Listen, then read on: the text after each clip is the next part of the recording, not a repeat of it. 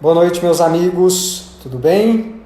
Começando aí mais uma live hoje, conversando com o professor Leonardo Tibúrcio. Vamos falar aí sobre os desafios da educação pública nessa crise. Já vamos conectar com o professor Leonardo. Nossa live, vamos aguardar aí o contato dele e a gente começa o nosso bate-papo ao vivo. Boa noite, professor Leonardo, tudo bem? Boa noite, meu. Obrigado pelo convite de estar aí falando sobre a educação, que é uma pauta de muito interesse e preocupação nesse atual momento da comunidade escolar de maneira geral, né? Os professores, pais e comunidade, eles estão preocupados e a própria secretaria de como cumprir esse calendário diante do caos que se tornou por conta da pandemia. Ótimo. Você me ouve bem? Ouço. É a sua primeira live, o seu primeiro ao vivo? Não, já fiz uma, assim, mas falar de educação Tranquilo, é muito. né? Tranquilo. Tranquilo, tá, vamos bater um papo. Bom, eu agradeço pelo convite, por você ter aceitado, acho importante a gente fazer esse debate. Gostaria de dizer que você é uma pessoa que eu acredito muito pela sua sensibilidade social, pelo trabalho que você desenvolve com os seus alunos, né, nas escolas que você atua. Então, achei importante a gente poder fazer essa conversa hoje e com os nossos amigos aí nas redes sociais para a gente poder discutir esse tema, que é um tema importante, né, e que está afetando aí centenas de famílias, centenas de estudantes na cidade de Anápolis e no país inteiro, no mundo todo. Antes da gente Uhum. começar, eu só quero saudar aqui o pessoal que está nos acompanhando. Nós já temos aí algumas pessoas nos acompanhando, a Lenita, a Jusce, a Winnie, a Lorena, o professor Xande também, Patrício, o Enzo, o Braulio, Leandro Fox, bastante gente nos acompanhando aí, agradeço a todos pela audiência, a Larissa também, muito obrigado por participarem conosco. Quem quiser mandar pergunta, fazer algum comentário, fiquem à vontade, que a gente vai estar respondendo e vai estar comentando as perguntas e ponderações de vocês. Mas, Leonardo, me conta aí primeiro como é que você, Leonardo, está enfrentando a pandemia e está enfrentando a quarentena. Como é que tem sido os seus dias? Esses dias têm sido muito angustiantes, principalmente porque com relação a essa incerteza, né, de como vai ficar a situação de todos nós pós esse período, né? Como eu havia falado, a incerteza do retorno da comunidade escolar por parte dos pais, a pressão também de como a gente consegue abarcar os alunos que não têm é, internet em casa, né? Esses alunos, porque nós temos, é importante falar, Mi, que nós não estamos no modelo EAD, é o regime de aulas não presenciais. Saiu uma resolução para normatizar isso, mas nós sabemos que existem comunidades quilombolas, pessoas que não têm esse acesso à internet. Para você ter uma ideia, as escolas da rede privada já estão trabalhando nesse regime de aulas não presenciais, que não é EAD, mas o município parece que agora que vai aderir a esse regime não presencial. Até agora os alunos da rede municipal de ensino não estavam sequer recebendo material em casa. As escolas particulares, sim. E também uma outra grande preocupação também é com as comunidades quilombolas. Nós, professores, estamos, assim, realmente desassistidos pelo Ministério da Educação, né? O Ministério esse da Educação que vem, de uma certa forma, desde o princípio, quando assumiu a presidência, né, o governo Bolsonaro, ele colocou dois ministros da educação, que é um desastre. Um que já começou cortando, né, 30% das universidades federais, que é 30%, olha, você vê, cortar 30% de pesquisa científica, que é o que mais nós precisamos no atual momento, é um desastre. E um desamparo total, como eu falo para você, com relação aos horizontes. Nós não temos nenhum norte. né? A comunidade escolar pergunta sobre o retorno, de como vai se dar esse processo de educação do ano de 2019, e o que nós estamos tentando fazer é amenizar esses impactos, né? Porque vai ter impacto principalmente nos alunos da primeira fase, nos alunos que estão terminando o ensino médio agora. Nós sabemos que tem o processo do Exame Nacional do Ensino Médio, esses alunos da rede pública, eles não estão sendo assistidos, né, de uma maneira eficiente. Como vai ser esse exame, de que forma vai ser, a gente não tem um norte nenhum. E isso é muito preocupante para um professor, porque nós sabemos que a educação se dá através da reciprocidade, né, do feedback do aluno, professor, e é um que os pais também estão capacitados para lidar com essa situação de manter os alunos, manter os filhos em casa, né, e esse direcionamento. Você atua em duas escolas hoje, né? É uma escola pública, que é o Américo Borges, é isso? Isso. No Professor Faustino, Colégio Estadual Professor Faustino, lá a gente trabalha com as jovens e adultos, e na rede privada, no Colégio Exato.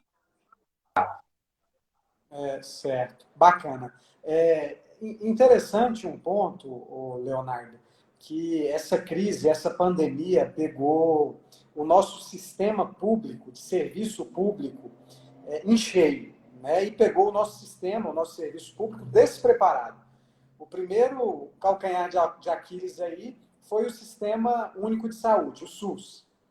O segundo é a rede de assistência social, de proteção social do país, que nós também não temos. E o terceiro, e por isso eu acho a importância da discussão desse tema, foi a rede de educação pública, especialmente. Justamente por essas questões que você está pegando aí. Pegou todo o sistema despreparado, né, para suportar uma demanda, um ônus de tecnologia, de aparato tecnológico das famílias, do alunado, para poder ter acesso, por exemplo, às disciplinas através da educação à distância, do sistema de educação à distância.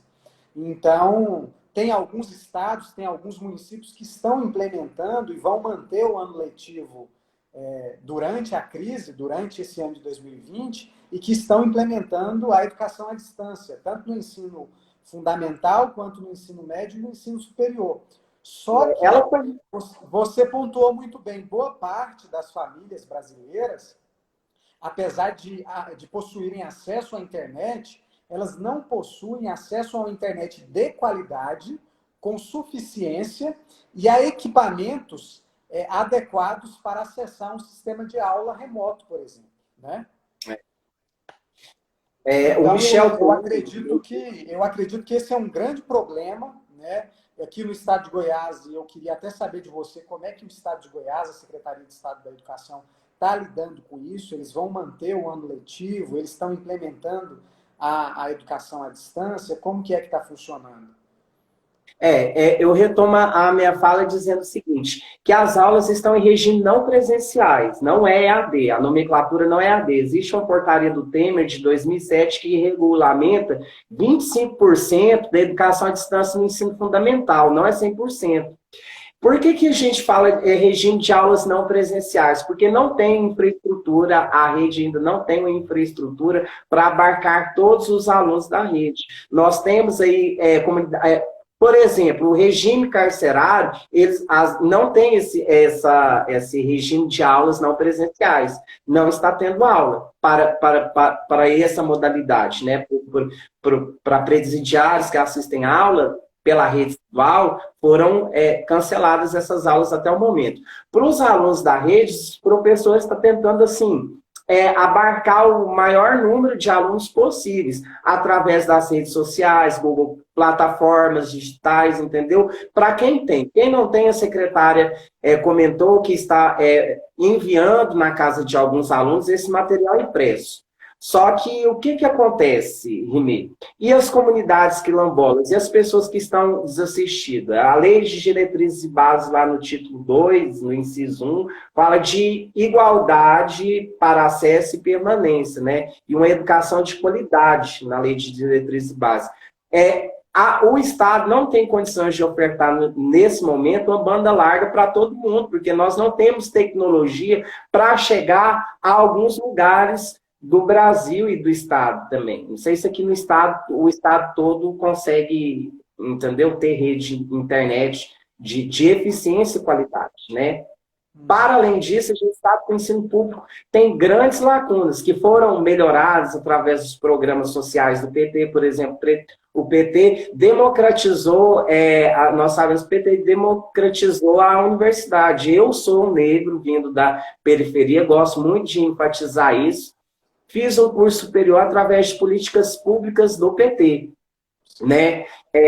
O curso superior para mim era muito difícil, né? Em contrapartida, nós temos aí um sistema que ele é fragilizado, né? Nós precisamos reestruturar a educação, pensar na educação junto com os professores. E esse governo atual ele não tem pensado nos professores, né? Não tem tentado conversar com os professores. E aí vem essa pandemia, que não é algo que ninguém pensava, e tá esse caos que tá, essa desestruturação toda. Os professores de um lado, a comunidade escolar de outro, nenhuma assistência por parte do Ministério da Educação, e para você ter uma ideia, eles disseram que não é para fechar o primeiro bimestre, né? Os nossos cursos, né, ensino fundamental e médio, eles é feito por semestre ou por períodos. Até agora a gente não tem nenhuma devolutiva de como vai fechar isso, nem na rede pública e nem na privada. Eu tive uma reunião agora com a rede privada e com relação às notas, o MEC não autorizou nenhum sistema de avaliação, né? O que a gente vai tentar fazer é amenizar os impactos que isso vai causar no ano letivo de todos os estudantes do Brasil, né? De uma certa... todos os setores vão sofrer prejuízo, mas o que nós estamos tentando fazer agora, nesse exato momento, é amenizar esses impactos. O presidente Lula falou uma coisa muito importante que eu achei interessante. Ele falou assim: nesse momento a gente tem que preocupar com vidas, né? Economia é importante, outro setor, mas a vida, né? Nós só temos uma, e nós, como seres humanos, eu, enquanto professor, e todos os professores que é da área de humanas, a gente prima muito pela vida, né? Tem algumas pessoas comentando aqui, Leonardo, falando da dificuldade que os alunos especiais vão ter, né, com a implementação desse sistema telepresencial ou dessa carga horária parcialmente à distância, né? Os alunos especiais que demandam aí tutores ou professores acompanhando, e os alunos que não possuem formação tecnológica mesmo, né? Formação com acesso à internet, com acesso à rede mundial de computadores. Então, vários alunos vão sofrer com isso. O Marcelo colocou essa questão aqui. A Wene Tiburcio está perguntando aqui para quando está prevendo a volta das aulas. É algo que não tem jeito de prever, né? Você está falando aí que as redes não estão fazendo previsão e nem criando expectativa nesse sentido, justamente porque vai depender dos desdobramentos da pandemia, não é isso? O que nós temos agora são portarias que estão saindo de 15 em 15 dias e estendendo o prazo dessas aulas não presencial. Com relação aos alunos especiais, existe um acompanhamento com um professor. Nas aulas presenciais já acontecia isso, um professor tutor que acompanhava esse aluno. Esse aluno especial sempre foi um calcanhar de Aquiles. Não quero dizer calcanhar de Aquiles, mas um problema para nós, professores, porque nós não temos capacitação para trabalhar com esse aluno no regime presencial, e o governo não dá um suporte, tem os professores de apoio. Muito me preocupa também como vai ficar esses alunos, porque esses alunos eles precisam ser acompanhados de perto, né? Igual eu falei para você no início da conversa, que impactos a educação vai sofrer. Agora, de que maneira que a gente vai fazer para amenizar esses impactos que até agora a gente não tem nenhuma ideia disso. justamente porque o ministro da Educação não dá nenhum suporte, né?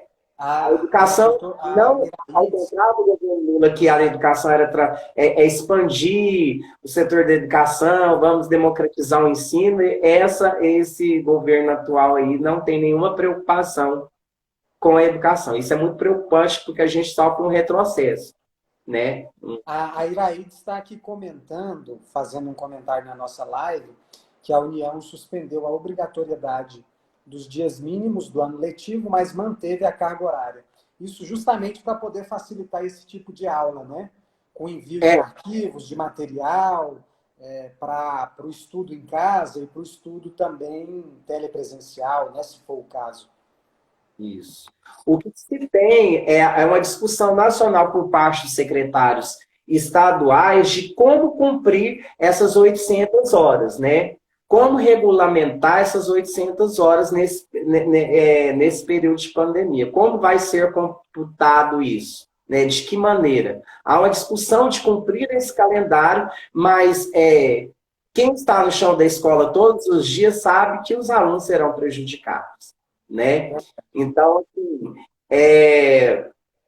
a educação, como dizia o Paulo Freire, é algo muito complexo, de muitos conceitos e significados que a gente não tem extensão, né, da complexidade que é ser educador e de que forma, nesse atual momento, ser esse agente que induz, ser esse agente que está ali, a gente quer estar ali presente na vida, né, do aluno, junto com ele, tentando auxiliar da melhor maneira possível, mas assim, é triste, lamentável dizer, mas a gente não tem realmente esse suporte, né? Para acontecer aula, eu preciso de uma reciprocidade, eu preciso que o aluno esteja presente, eu preciso de um acompanhamento. Mesmo que seja virtual, ele precisa ser otimizado, ele precisa ser de verdade, entendeu? Igual esse diálogo que eu estou tendo com você. Não tem uma plataforma, né? Para eu ouvir o aluno me ouvir, entendeu? Então, a gente está tentando mesmo amenizar esse impacto. Tem uma pergunta aqui na live que está falando assim, qual é a diferença do aprendizado online e do presencial? Tem matérias como química, onde a correção de atividades via online fica prejudicada. Humanas, mais teórico, mais viável, eu acho. As disciplinas, eu não sou da área de exatas, né? Mas as disciplinas de humanas, você também é da área de humanas, você sabe que permite com que a gente dialogue, converse. Uma certa facilidade, né? Maior. Né? Nas áreas exatas, não. O aluno sente dificuldade, a necessidade desse professor estar sintetizando esse conhecimento. Agora, de que forma isso vai ser? Através de teleaula, como você falou, nesse atual momento, seria boa, mas vai abarcar todo mundo? Vai abarcar as comunidades indígenas, os quilombolas, as pessoas que têm necessidade? Eu vi uma charge extraordinária esses dias, de uma mãe, né, porque nós sabemos que a maioria da população brasileira é de baixa renda. Então, nós temos mães dentro de casa sem trabalho, nós temos pais, nós temos famílias dentro de casa, no meio disso tudo, nós não temos uma estrutura familiar onde a mãe possa sentar com esse, sabe, sentar com esse menino. Não se tem uma estrutura familiar, não foi pensado isso. Isso não foi pensado. Leonardo, eu queria você tocou num ponto e eu queria só retomar, que é a questão dos investimentos em educação pública. Nós temos visto nesses últimos governos, tanto no governo federal quanto no governo estadual e aqui em Anápolis, né, no governo municipal, o sucateamento da rede pública de educação, a falta de investimentos. Só para você ter ideia, aqui no estado de Goiás, o governador Ronaldo Caiado, em menos de 2 anos de gestão, já reduziu o repasse para a educação pública 3 vezes. Ele já alterou a legislação do estado de Goiás 3 vezes para diminuir os investimentos com a educação pública no estado de Goiás.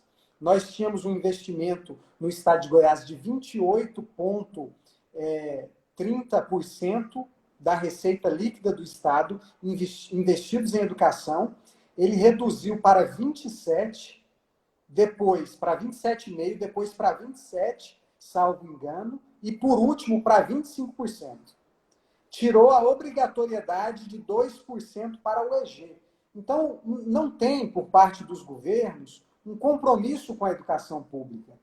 Se nós tivéssemos gestores hoje, tanto na esfera federal quanto em nível estadual e municipal, comprometidos com a educação pública, assim como com o Sistema Único de Saúde, assim como com a rede de proteção social, talvez a gente não estaria enfrentando tantos problemas como nós estamos enfrentando agora em decorrência da pandemia do coronavírus. É claro que é um problema que veio de surpresa, um problema que ninguém se preparou para ele, mas que, aliado a isso, tem o sucateamento da rede pública, dos serviços públicos. Em Anápolis, por exemplo, nós temos um prefeito que não quer cumprir com a data base, com o mínimo de reajuste para os servidores da educação pública municipal. E isso é muito grave, isso é muito ruim.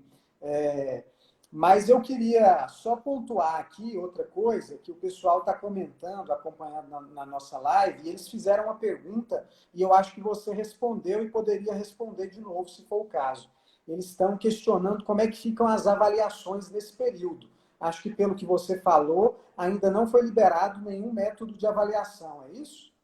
Isso. O que nós temos agora são essas atividades que estão sendo enviadas para os alunos semanalmente. Essas atividades que estão sendo enviadas, elas não estão sendo computadas como nota, porque o Ministério ainda não estudou de que forma vai fazer esse processo avaliativo e de como vai voltar isso. Então, na rede privada, eles queriam fechar esse primeiro bimestre, porque esse primeiro momento, nós já estamos em abril, né? Abril.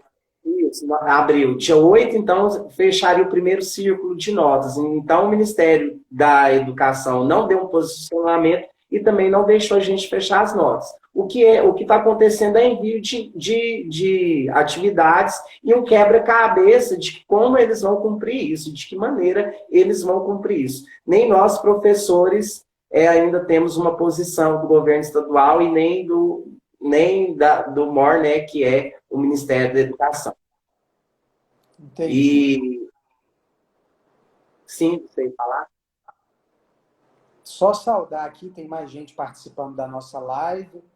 O Gabriel entrou, Claudinei, a Renata também está entrando agora. Sejam bem-vindos. Quem quiser mandar pergunta, fica à vontade. Leonardo, mas tendo em vista aí os desdobramentos que nós vamos ter, é claro que ainda está muito imprevisível, né? Pode ser que a gente tenha mais novidades, não dá para a gente prever com certeza como é que vai ficar o calendário letivo esse ano, quais serão os efeitos disso, né?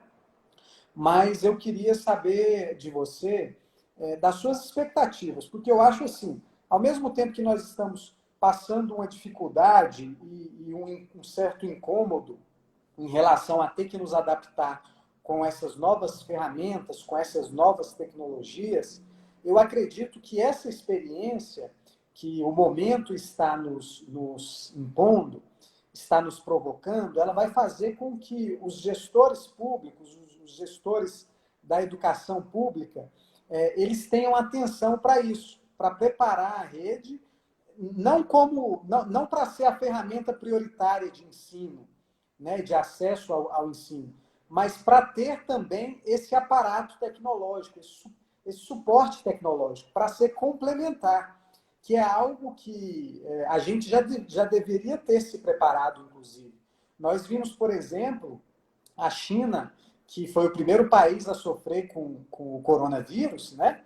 E a China conseguiu lidar muito bem com o sistema de educação, com a prestação do serviço de educação para os seus alunos. Por quê? Porque lá o sistema ele já tem uma formatação, um aparato todo voltado para a didática também tecnológica, não apenas presencial, mas também tecnológica.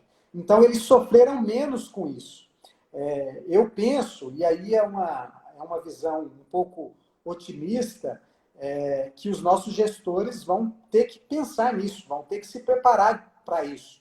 Não apenas para enfrentar outras fases como essa, de pandemia, de vírus, mas para que isso possa ser um aliado, para que isso possa ser uma ferramenta complementar, né? Para que possa auxiliar os professores, os educadores na rede de ensino. O que você pensa sobre isso? É inevitável a gente não pensar em tecnologia. Nós estamos no século XXI e a sociedade evoluiu. E, com isso, a necessidade dos aparatos tecnológicos e multimídia dentro da sala de aula se faz necessário, né? Investir em educação, eu falo com os meus colegas professores que é uma arma apontada na cara de alguns fascistas. Por quê? A partir do momento que você investe em educação, você tira o cidadão do senso comum, ele passa a pensar, ele passa a raciocinar, ele começa a cobrar e exigir mais do governo. Às vezes eu faço questionamentos na sala de aula, para que serve um PTU, para que serve um IPVA. Muitos não sabem, os pais não sabem. Né? A sociedade evoluiu e a educação, o que eu vejo, ela não avançou. Né? Nós temos o ensino tradicional, nós temos uma lei, a Lei de Diretrizes e Bases é de 96, 93, 94/96. A partir disso, não se discutiu mais educação. Tem a BNCC que trata de alguns termos de conteúdos, mas a estruturação da educação não foi pensada no século XX. Nós estamos no século XXI e nós precisamos pensar que estamos no século da tecnologia e a educação precisa acompanhar esse processo de mudança. Né? Precisa acompanhar esse processo de mudança, precisa haver uma valorização profissional de magistério que é garantido na Lei de Diretrizes e Bases e que muitas vezes não é cumprido. Né? Nós temos professores recebendo salários de miséria e vergonha no Brasil. Não só no Brasil, aqui em Anápolis também. Como você mensurou aí, o professor, ele trabalha por amor, mas ele trabalha também porque ele precisa. O nosso antigo prefeito, o Gomide, ele melhorou em muito o salário dos professores, que era uma vergonha. Para você ter uma ideia, um profissional que fez um curso superior, eu penso que é então, o primeiro passo para mudar a educação é a valorização do magistério. Esse docente que está com 40, 42 alunos dentro da sala, formando cabeças.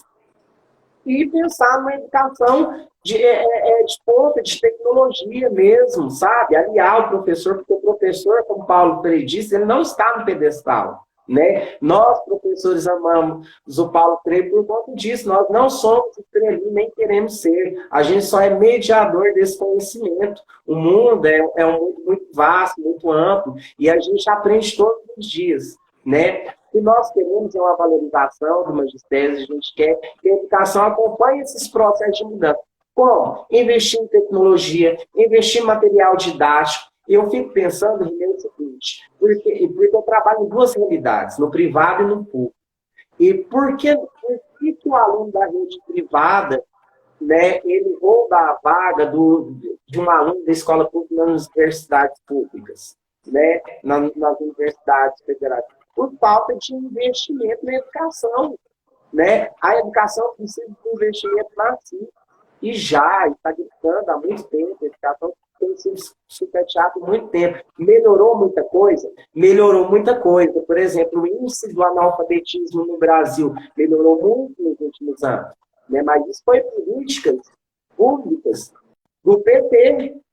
Políticas públicas do PT, porque nós não tínhamos nada. Nós saímos do nada. A educação saiu do nada para quando estava começando a ter alguma coisa, isso foi, né, tirado de nós do Temer. Aí começou os cortes, começou, sabe, as instituições técnicas no governo PT foram criadas e estava, a coisa estava caminhando bem, sabe? Eu penso que a coisa... E acabou tendo esse declínio, né? O primeiro impacto que a educação teve no governo Bolsonaro foi esse congelamento de 30%. Né? Fora os ataques do ministro da Educação, o primeiro-ministro, que nem era brasileiro, né? E falando atrocidades do brasileiro. Enfim, você falando aí de educação superior, e um outro dado importante que é importante trazer, um dado recente, né? Nós tivemos aí uma investida contra a educação pública no âmbito do governo federal. Tivemos manifestações, tivemos contingenciamento, corte de investimentos na rede federal de educação, mas recentemente nós tivemos aqui aí uma portaria, a portaria número 34 do Ministério da Educação, que altera o programa de fomento à pesquisa, à pós-graduação, mestrado e doutorado.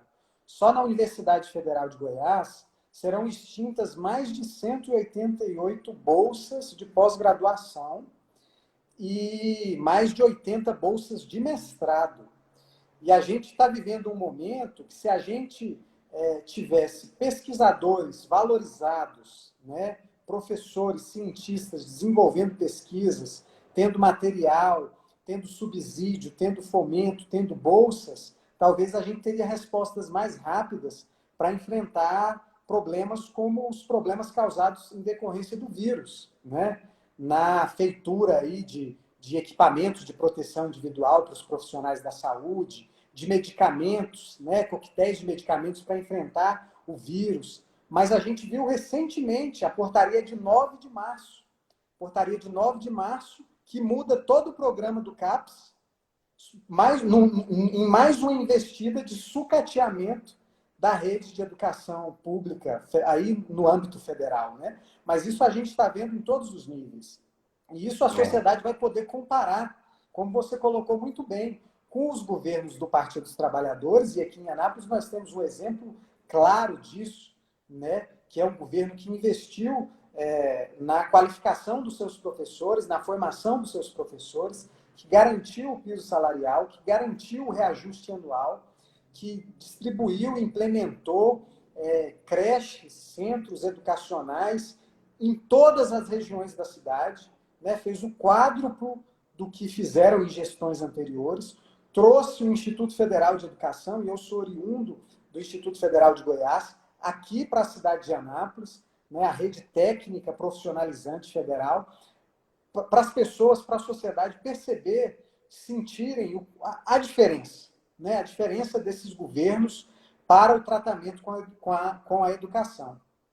Eu quero mudar de assunto só para responder a Marisa. Ela está fazendo uma pergunta em relação às mensalidades nas universidades privadas, a Marisa Olímpia, dizendo que está tendo que pagar mensalidade mesmo com os filhos em casa. Marisa, é o seguinte, se a universidade, e aí as universidades privadas e de ensino superior, elas têm mais facilidade e já têm um aparato para prestar a educação à distância e através das tecnologias, das mídias, se a universidade estiver prestando o serviço, a mensalidade ela permanece integralmente, a cobrança permanece integralmente. É só se houver mesmo falha ou prejuízo na prestação do ensino é que deve haver aí uma redução das mensalidades. De toda maneira, já tiveram por parte de alguns deputados, alguns parlamentares, alguns projetos de lei no sentido de reduzir as mensalidades dessas universidades, para que os alunos não tenham prejuízos materiais, tendo em vista que não está tendo a prestação educacional devida, mas são apenas projetos de leis, nada ainda concreto. Pode ser que passe e, de fato, seja aprovado. Eu, particularmente, recomendo que, nesses casos, haja uma negociação, né? No caso da rede privada, tanto o aluno do ensino fundamental, ensino médio, ou mesmo do nível superior, que ele negocie com a universidade, tente entrar em contato com a universidade para negociar o valor das mensalidades. Tem algumas universidades que já baixaram portarias nesse sentido, reduzindo as mensalidades neste período. Então, talvez a negociação, o contato por telefone pode resolver muito dessas demandas. O Clodoaldo está falando aqui, fazendo uma pergunta: que lugar podemos pensar para o novo profissional nessa prática social no mundo pós-pandêmico? As relações de sala de aula continuarão as mesmas? Que lugar terá o professor visto como executor? Professor Leonardo, você compreendeu a pergunta? Compreendi. O Clodoaldo é um grande amigo, eu acho, trabalha comigo, é o Clô Fernandes. Então, nós temos que pensar agora, a partir da pandemia, de como será essa interação aluno-professor, né? De que forma a gente vai trabalhar com esse aluno depois, a gente ainda tem um questionamento. Porque até quando... Primeiro a gente tem que pensar em quando vai acabar isso, né? Essa situação vai acabar. Não sei se este ano acaba ainda essa situação. Para além disso, a gente tem que pensar em como essas relações vai ficar depois que isso passar, né? Depois que toda essa situação passar, e eu penso que com certeza vai mudar a forma das pessoas se relacionarem, com certeza vai mudar a forma das pessoas se socializarem, e a pandemia vai trazer algo de positivo. Eu vejo aí, por exemplo, na saúde, está criando grandes hospitais, né? A educação também vai ter que passar por um processo, depois desse choque, como a gente havia dito, de pensar num novo modelo, né, de acompanhar o processo de mudança da sociedade, nada mais do que acompanhar esse processo de modernização. Porque se nós estivéssemos preparados para isso, né, se nós tivéssemos investido em educação, nós não estaríamos questionando isso. Então, após isso, é pensar numa estruturação de fato da educação, né? De investir de fato na educação, porque muito se discute a educação, discute de como melhorar a educação, mas realmente ninguém pega no papel e faz a coisa como deve ser feita. E o professor que está no chão da escola, ele sabe como que se deve fazer educação de verdade. Primeiro passo é investir, né? É investimento e assim...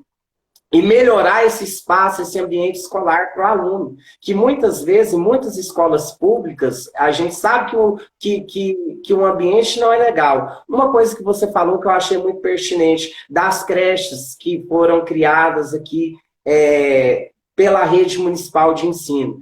Eu sou professor há 10 anos, eu trabalho com sala de aula, e já trabalhei em muitas instituições privadas e acompanhei, já pude entrar dentro de uma das creches que feitas pelo governo do PT. É incrível. São creches do século XXI, modelo do século XXI, creches pensadas realmente nesse novo século, com material, com suporte. Você entra dentro de uma creche municipal hoje e você vai em algumas instituições privadas de bairro, dá de 10 a 0.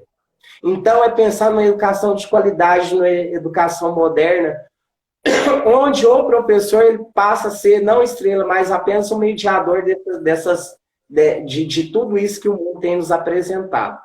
Né? E é o aluno que vai trazer essas novas relações, é o aluno que vai trazer para a gente as experiências que ele viveu nesse momento. É ele, na maioria das vezes, e por Paulo Freire ele fala isso, ele é o protagonista. Né? Ele é o agente protagonista disso tudo. E aí pensar numa situação pós-pandemia, pensar em como a educação vai se estruturar, né, dessa forma, né? Pensando em investimento em tecnologia, pensando que não dá mais para fechar os olhos para a educação, pensando que não pode mais fechar os olhos para não investir no professor, né? O professor ele precisa ser bem valorizado, o professor ele precisa de estímulo, né? E seria bonito de pensar, mas assim, nas escolas públicas, o que pode ser melhorado? Diminuir a quantidade de alunos em sala de aula, trazer ferramentas de tecnologia, melhorar esse espaço, né? Olha que sonho seria uma louça digital. É muitas coisas, é sentar com os professores de fato e ouvir os professores. O nosso ex-prefeito, Antônio Gomide, ouviu muito os professores. Prova disso está nessas creches, nessas escolas que foram feitas, né? E que, infelizmente, como você disse, tem sido sucateado. Nós começamos a evoluir em um determinado momento e agora a gente está sofrendo esse retrocesso. É professor sendo visto como inimigo das pessoas, né? Nesse processo eleitoral eu vi muito professor sendo visto como uma ferramenta, foi endemonizada a figura do professor. né? Como se o professor não quisesse bem da sociedade. Poxa, o professor é o pilar. É através dele que se faz outras profissões, outras carreiras, né? É pensar nisso, sabe? Porque se nós tivéssemos universidade pública de qualidade, centro de investimento em pesquisa, talvez, quem sabe não nós, brasileiros, seríamos os que, né, resolveríamos essa situação da pandemia, né, com as grandes pesquisas, mas, infelizmente, a gente vê um presidente que quer cometer realmente um genocídio, mandar todo mundo para a rua e botar a economia para funcionar. E nós temos um ex-presidente que é preocupado com vidas. E nesse atual momento, a gente está preocupado com vidas. É muito difícil, Rime, a gente pensar numa situação pós-pandemia, né? O momento é a gente pensar agora de como a gente, não sendo redundante, de como a gente vai amenizar isso daí. Esse ano pode se considerar como um ano atípico a todos. Né? Um ano atípico mesmo. É verdade. Eu quero mandar um abraço aqui para o doutor Jorge Henrique, que é o presidente da OAB Anápolis, que está mandando mensagem aqui. Obrigado, doutor Jorge, por nos acompanhar. O professor Gabriel Jerônimo também está acompanhando. O Wesley Macedo, parabenizando aí pelas colocações. O Torque, eu não estou conseguindo identificar o nome, porque está aqui o nick do Instagram, mas é o Torque_33. Ele está acompanhando a nossa live e está falando sobre a valorização e a cobrança que os professores estão tendo nesse momento, né? As exigências até exacerbadas aos professores nesse momento de pandemia. Então, eu acho que um dos maiores desafios, e o Clodoaldo pergunta isso, acho que um dos maiores desafios para os gestores públicos e para o sistema público de educação, Leonardo, é valorizar o professor, formar e preparar bem o professor. Porque também não basta a gente pensar uma rede de educação pública com aparato tecnológico se a gente não tiver, você que falou bem, se a gente não tiver professores valorizados, comprometidos e bem formados até para poderem manusear esses instrumentos, essas ferramentas. Né? Então, eu acho que um dos desafios pós-pandemia vai ser justamente em pensar um planejamento, uma sistemática de como preparar os professores, os servidores da educação pública para a educação pós-pandemia, para enfrentar esse tipo de circunstância e para poder lidar com esse tipo de situação. É interessante a colocação que você falou aí, porque os professores não pararam, nós não paramos. O professor está trabalhando até muito mais do que se ele estivesse na sala de aula, porque a gente está tentando abarcar todos. O professor Clodoaldo, que fez o questionamento aí, postou esses dias que ele foi na casa de um senhor já de acho que uns quase 40 anos, esse senhor já sabe. Ele foi lá para poder entregar o material para esse senhor, sabe? O professor não para. É aluno com mensagem o tempo todo, é o pai de aluno mandando mensagem o tempo todo, e o professor ele está trabalhando mais do que nunca. O professor virou youtuber, professor está trabalhando 24 horas. Não tem descanso mesmo para esse professor. Mas, assim, como você falou da qualificação do professor, precisa de uma estruturação na rede, principalmente na rede estadual. Hoje nós temos mais professores temporários do que efetivos na rede, né? Isso já é contra fere, né, a legislação. Nós temos um quadro de temporários maior do que efetivos. Não se tem concurso público, não tem capacitação para o professor. A gente tem muito professor ainda em algumas regiões do estado de Goiás com apenas o nível médio, para você ter ideia, apenas professores com nível médio. Não, porque o que acontece, Rime? Chega na terceira série do ensino médio, você pergunta para uma turma de 42 alunos quem quer ser professor, quase nenhum quer ser mais. A carreira do magistério ela está sendo extinta, né? Eu amo a educação, eu faço educação, trabalho com a educação, porque eu sou apaixonado. Mas, a largo prazo, se houver esse sucateamento da educação, nós não teremos professores, né? E aí isso é muito trágico, porque a gente vê em países desenvolvidos como a Finlândia. A Finlândia, para mim, é um modelo de educação ideal, né? Onde se investe nessa formação que você colocou aí, formação do professor, né? Investe, para você ter uma ideia, o professor na Finlândia ele não entra na sala de aula sem mestrado. Né? Isso é muito importante. Né? E isso está na Lei de Diretrizes e Bases. Na Lei de Diretrizes e Bases, lá no primeiro título, tem que o professor precisa ser bem valorizado, é claro, mas que o Estado ele tem que ofertar um ensino de qualidade. E muitas vezes, a maioria das vezes, a gente sabe que esse ensino não é fornecido da maneira que o aluno merece. Né? Por falta, né, de investir nesse profissional, na capacitação desse profissional. É verdade. Né? Eu acho um dos gargalos, por exemplo, no nosso estado, e você deve conviver com isso, deve sentir isso, porque é professor, é a falta do cumprimento da lei federal que instituiu o piso nacional dos professores. O estado de Goiás não aplica o piso. Não paga o piso para os professores. Né? Então assim... Para você ter uma ideia, nós desde o ano passado, nós estamos discutindo a data base dos professores, né? Dos professores efetivos. Os temporários, nem data base, nem nada. Né? Então, realmente é muito triste. O governo não paga a data base, alega que tem dificuldades no cofres públicos, mas se a gente olhar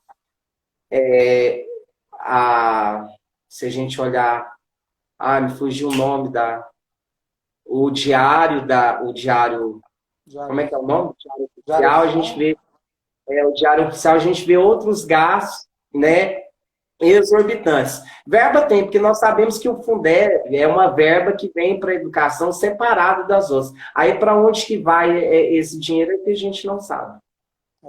Né? Um dos outros grandes retrocessos que nós tivemos aqui no estado, Leonardo, além dos cortes que eu disse, que o governador Ronaldo Caiado cortou aí de 28,75% o repasse para a educação para 25%. Outro grande retrocesso foi a retirada do direito ao quinquênio dos professores e à licença prêmio. Uma grande afronta, né, para os professores e professoras da rede pública do estado de Goiás. O professor Valdeir, que é um grande amigo, também está acompanhando a live. O doutor Alex Costa, superintendente da Advocacia Jovem da CASAG, também está acompanhando. A Patrícia também está acompanhando. E o Luiz também está nos acompanhando. O Valdeir coloca aqui que na Finlândia, a educação foi atrelada a outras políticas públicas. E eu acho que essa é uma ponderação importante, até para a gente pensar como outro desafio. Temos aí um desafio da valorização dos professores, da formação dos professores, mas acho que um outro grande desafio da educação pública no nosso país é a gente atrelar a educação, a formação, a didática de ensino a políticas públicas e a outras temáticas, a outras áreas governamentais, como, por exemplo, segurança pública, como, por exemplo, saúde pública, como, por exemplo, cultura e desenvolvimento humano. Então, se a gente não pensar uma educação estruturada que possa agregar, que possa envolver esses outros aspectos do conhecimento e da vida em sociedade, eu acho que a gente não consegue elevar o nosso patamar enquanto educação. A educação tem sentido, né? Relação sentido. Né? A gente tem um ensino ainda muito jesuíta, muito tradicional. Muitas vezes o aluno não sente o que acontece, o aluno não vê sentido naquilo que é passado, que é transferido dentro da sala de aula. Muitos professores ainda estão atrelados nesse ensino tradicional, conservador. E é muito importante quando a gente faz a relação sentido, traz experiências do cotidiano, vivências, por exemplo, saúde pública, mobilidade urbana. Esses temas eles precisam fazer parte do currículo. Exatamente. E eles já fazem, de uma certa forma, nos temas transversal, mas o que acontece? A gente não tem, infelizmente, igual eu falei para você, eu tenho professores de nível médio trabalhando. Né? por exemplo, trabalhar a cidadania, ética, saúde pública, mobilidade urbana, esses temas transversais, eles já são discutidos, né? Mas existem algumas escolas, né? E aí a gente, isso aí é um pensamento pessoal meu, que muitos professores, né? Alguns colegas, né? Fazem da escola a extensão da casa, né? Então, vou ensinar à medida, eu acredito nisso, eu vou ensinar isso. Né? Eu sei isso. Precisa ter uma unificação, sabe? Todos falarem a mesma língua. Né? Educação é uma coisa que se senta, se planeja, senta com professores, roda de conversa, precisa se discutir currículo, discute, mas para você ter uma ideia, essa base, essa BNCC, pouco foi discutido. Houve-se mais um marketing que uma discussão de fato desse currículo, né? De fato com o professor, de realmente parar com esse professor, sentar e capacitar, olha, isso é importante para o aluno, isso. Nós vamos trabalhar dessa forma. Nós temos uma desinformação. Esse governo fascista que está aí, por quê? Por conta de desinformação, porque está nos livros de história, né? Há alguns discursos que a gente ouve, chega a parecer uma coisa inacreditável, mas a gente escuta por fala. Onde está o erro? É da educação que não informou, que não falou, de que aconteceu. Então, eu acho que, de fato, precisa realmente sentar com o corpo docente mesmo, né?